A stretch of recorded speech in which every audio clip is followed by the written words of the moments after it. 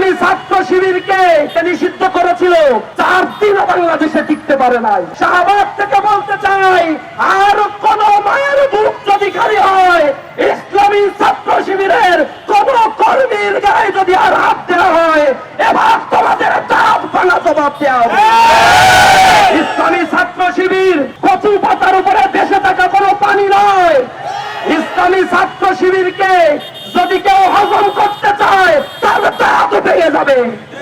বাংলাদেশে আমাদেরকে নিষিদ্ধ করেছিল, 4 দিনও বাংলাদেশে টিকতে পারে নাই।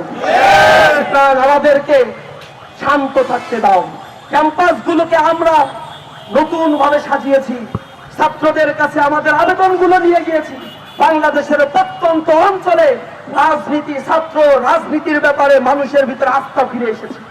ছাত্র দলের কুকর্ম, বিএনপির কুকর্ম, যুব দলের কুকর্মের কারণে মানুষ আবার আস্থা হারাতে বসেছে। মানুষ ফুসে উঠেছে। অপেক্ষার সময়, যে কোনো মুহূর্তে এটা দাবানল হয়ে যেন উঠবে। আগ্নেয়গিরির অগ্নুৎপাত যখন বিস্ফোরিত হবে, তোমাদের নাম নিশানা খুঁজে পাওয়া যাবে না। আমরা মিডিয়ার মাধ্যমে সরকারের যারা কর্তা ব্যক্তি রয়েছে, প্রধানমন্ত্রী, তার কাছে অনুরোধ জানাই, অনুনয় বিনয় করে আমরা বলতে চাই যে মায়ের বুক খালি হয়েছে, যে সন্তান তার পিতৃহারা হয়েছে, যে বাবা তার সন্তানকে হারিয়েছে, যে সন্তান তার বাবাকে হারিয়েছে, প্রতিটা খুনের বিচার বাংলাদেশে করতে হবে। অন্যথায় জনগণকে নিয়ে আমরা রাজপথে আন্দোলন করব, নিশ্চিত করব এই বাংলাদেশে জাস্টিস ইনশাআল্লাহ।